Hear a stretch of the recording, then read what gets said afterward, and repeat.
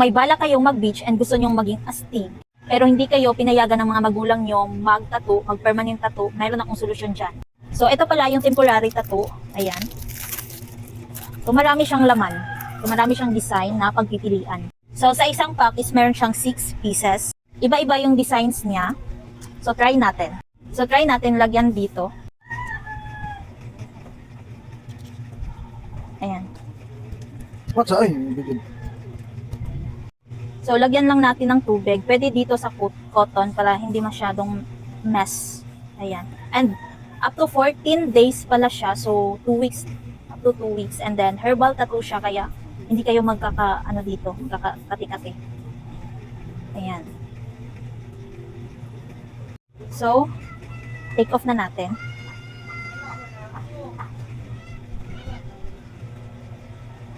So, ayan siya.